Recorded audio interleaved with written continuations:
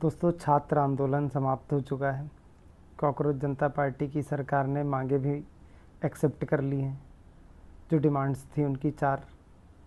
तो आज मन बहुत शांत है और सायंकालीन समय है। आज एक दैनिक जागरण में हास्य व्यंग नाम का संपादकीय पेज में एक लेख आया, अरुणेंद्र नाथ वर्मा जी का। दोस्तों, मैंने उसको पढ़ा तो अंदर से वो एक हृदय में बैठ गया। तो मुझे लगा कि आपके साथ भी शेयर करना चाहिए। यकीन मानिए, कुछ मिनट आप इसको सुनिए हमसे। मैं पढ़ के आपको सुनाऊंगा, दिल में आपके भी छू जाएगा, आनंद आ जाएगा आपको। इसमें जो बातें हैं ना, हास्य व्यंग के जरिए हृदय तक आपके पहुंचेंगी। अरुणेंद्र नाथ वर्मा जी ने दैनिक जागरण में आज एक बहुत अच्छा हास्य व्यंग का संपादकीय पेज में अपना लेख दिया है। चलिए आपके साथ इसको शेयर करते हैं।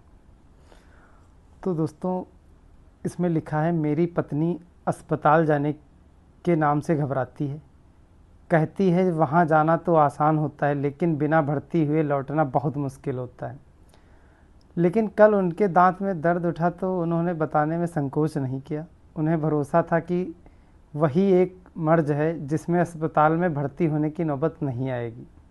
दांत का दर्द बहुत जल्द असहनीय हो जाता है।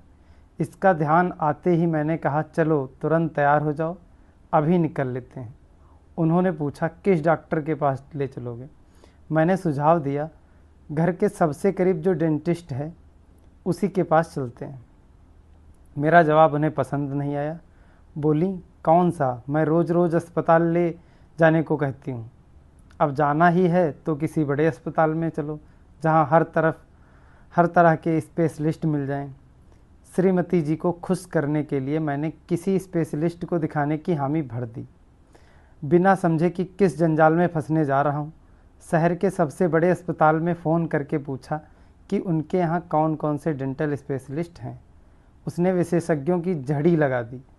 बोला, आर्थोडेंटिस्ट हैं, एंडोडेंटिस्ट हैं, पीरियोडेंटिस्ट हैं, पेड्रियाटिक डेंटिस्ट हैं, ओरल और मैक्सिलोफेशियल सर्जन हैं।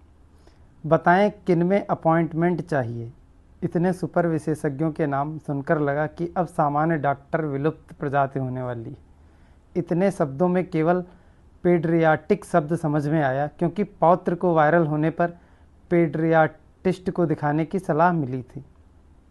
मैं समझ गया, भले श्रीमती जी कभी कभी बचकाने हट करें, लेकिन इतना भी नहीं कि पेड्रियाटिक डेंटिस्ट के पास ले जाऊं।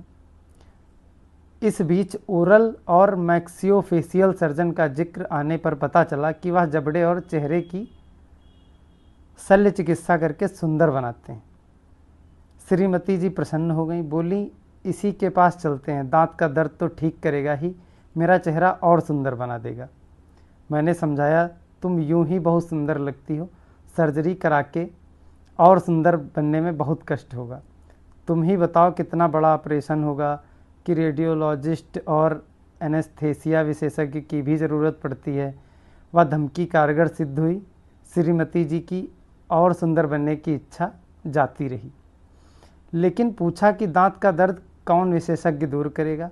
मैंने कहा, मुझे तो इस जंजाल में फंसकर सिर दर्द हो रहा है, कोई गोली दे दो। वह तुरंत एक गोली देकर बोली, बस ज़रा आर्थोडेंटिस्ट और एंडोडेंटिस्ट का काम भी समझ लो, फिर निकलते हैं अस्पताल के लिए। अस्पताल का रिसेप्शनिस्ट बहुत धीरज वाला निकला। उसने शायद मेरे तरह के जिज्ञासुओं की आदत पड़ चुकी थी। मैंने आर्थोडेंटिस्ट के विषय में पूछा तो उसने बताया कि वह टेढ़े मेढ़े दांतों को सीधा करता है।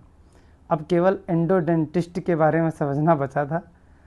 पूछा तो उसने बताया कि वह रूट कैनाल ट्रीटमेंट करके दांतों के नीचे के अंदरूनी पल्प में संक्रमण के कारण उठने वाले दर्द की समस्या हल करता है।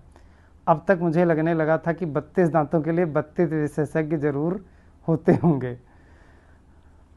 पूछा, सिर्फ एक दांत में दर्द हो तो किसे दिखाऊं? उत्तर मिला, किसी सामान्य डेंटिस्ट से राय लीजिए। रूट कैनाल ट्रीटमेंट की ज़रूरत हो तो एंडोडेंटिस्ट के पास आ जाइए।